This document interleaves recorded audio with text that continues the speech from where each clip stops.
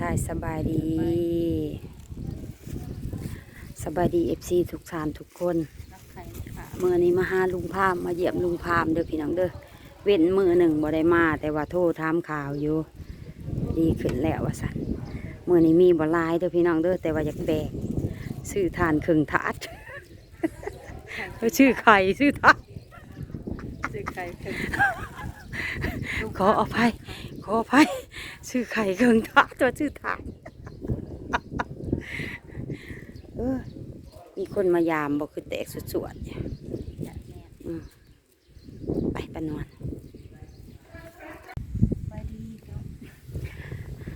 ได้ไข่มาฝากได้บัวลายซื้อน้ำนองบูมซื้อไข่เนี่ยเอาครึ่งถาดกับพ่อเงินบัวลายเมื่อวานนี่พากันไปปากเซ่ใส่เงินเนี่ยซื้ออันกับเขากับปลา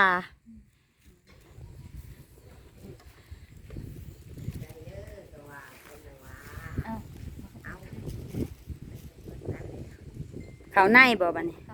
ไปเขาไปเยี่ยมลุงพามก่อนพี่น้องไป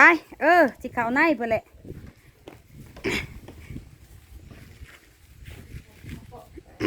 ไปโอ้ยฮูลาตาตี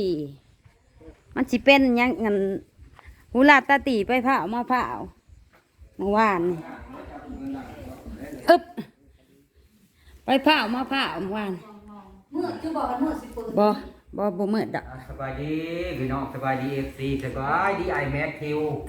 เป็นอะไรเนาะโอ้ยดีขึ้นแล้วเมื่อเช้านี่ก็ลูกละกาดั้งไพ่ถาแล้วก็เพื่อนสินึงเขาว่าได้สิไปหาเฮ็ดเวียกมันคนมาไปเดี๋ยวไปหาเฮ็ดเวียกได้เฮ็ดได้คือลูกเฮ็ดเองอย่าพาไปเฮ็ด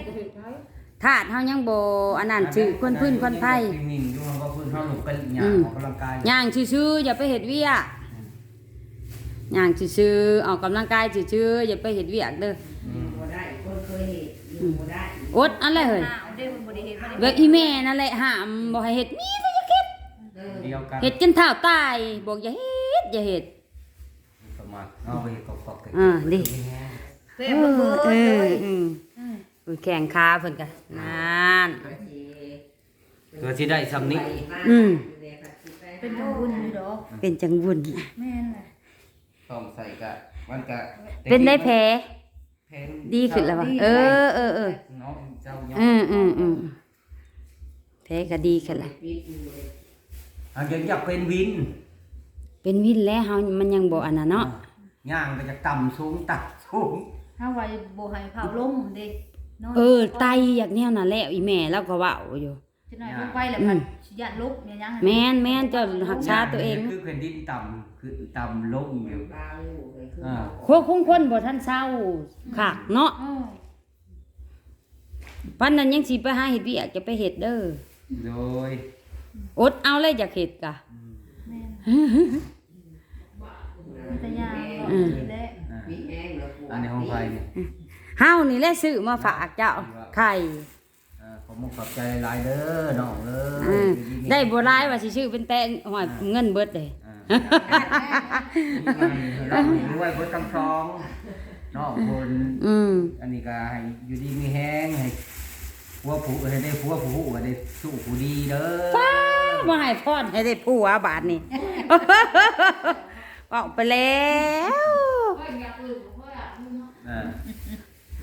ถ้าได้ลูกก็ให้ได้ลูกปากวางให้ได้ร้านก็ได้ร้านปากเกี้ยงเด้อยังสิได้ลูกอยู่ตี45ปีเลยมันได้ก็มีบ่อยู่ดีมีแฮง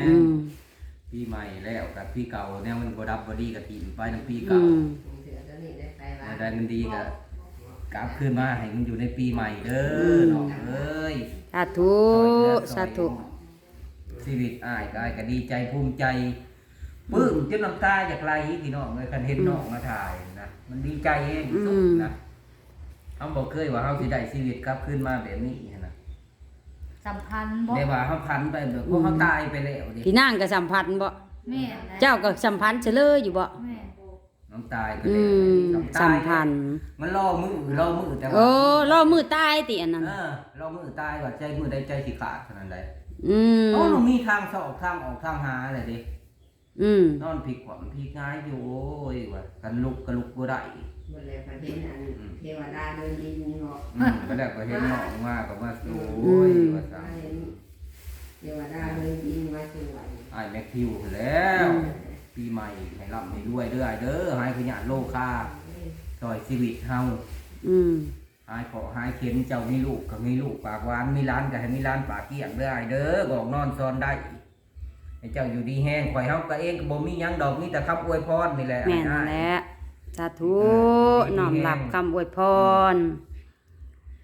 พบแต่สิ่งดีๆเด้อในธุรกิจการงานก็เฮ็ดหยังก็ให้ลุกในเรื่อง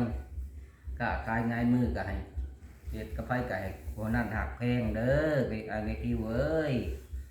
น้องบ่มีหยังตอบแทนเจ้าแล้ว บัดนี้ตัวยังข้างค่าตามหมอเพิ่นเว้าก็เพิ่นอยากเติมเลือดจักถุงหนึ่งพี่น้อง อืม เด้อแต่ว่ายัง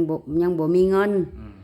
เลยมาฝากพื้นสะก่อน มาพื้น กระตั้งฝากพื้นให้อัน ร่างกาย แม่นห่างกายแล้วก็ยาที่เฮาปิ่นปัวไตเข้าไป ยังสิไปกวดคืนอยู่ อื อี ม ก ยัง หามื้อ ยังสิไปกวดคืนไปกวดคืนสะก่อนว่าซั่น หมอเขาเจ้าก็ดีได้เขายังโทรมาถาม เออแม่นหั่นแหละ โทรมานำอาการเจ้าเป็นจังไดเขาว่า อืม ก็ดีขึ้นเอาว่านะ อืม ดีขึ้นเอาว่า คันเป็นไปได้ก็จะเติมเลือดจักถุงหนึงเพิ่นว่าหมอเพิ่นว่าอันนี้แต่คันมันบ่ได้ก็อยู่ไป อยู่ไปนี่แหละ รักษากินอาหารเอา คลำเอา ดู เนาะ คาล่ำเอา มันบ่มีเนาะ มีอันที่เฮาเว้ากันเด้อมี FC เพิ่นมี FC อันบางคนเพิ่นก็บ่เข้าใจลุงพามน่ะกินคาล่ำแล้ว แต่หมายถึงว่ากินอันต้มข้าวเปียกอีหยังก็ต้มล่าๆบ่ได้ว่าสิไปปรุงบ่ได้ปรุงหยัง แม่น กินคาล่ เป็นนัวก็บ่ได้ ำ ใส่ บ่ได้ใส่ดอกอันที่เฮาโซกันว่าปรุงนั่นปรุงนี่น่ะ อืม คือความหมายว่าเฮาบ่ให้ปรุงเฮาโซกันนะบางเทื่อเพิ่นก็ฟังสิบ่เข้าใจปานใด ว่าคำว่าคลำ คาล่ำ คลัมน่ะเป็นจังไดบางคนบ่เข้าใจนะคลัมน่ะคือกินบ่อยกินแสลง คือหาม อ่า คาล่ำน่ะคือหามพี่น้องหามบ่ให้กินตัวนั้นตัวนี้มันสิแสลงอันนี้พอพามนี่เพิ่นเน้นให้กินไข่ป้าเมาก็เลยซื้อไข่กินแต่ไข่ขาวให้เป็น ไข่ขาว FC เพิ่นแนะนำมา ขอมขอบใจเด้อ FC ผู้ยังคิดเป็นห่วงพอ แม่น ได้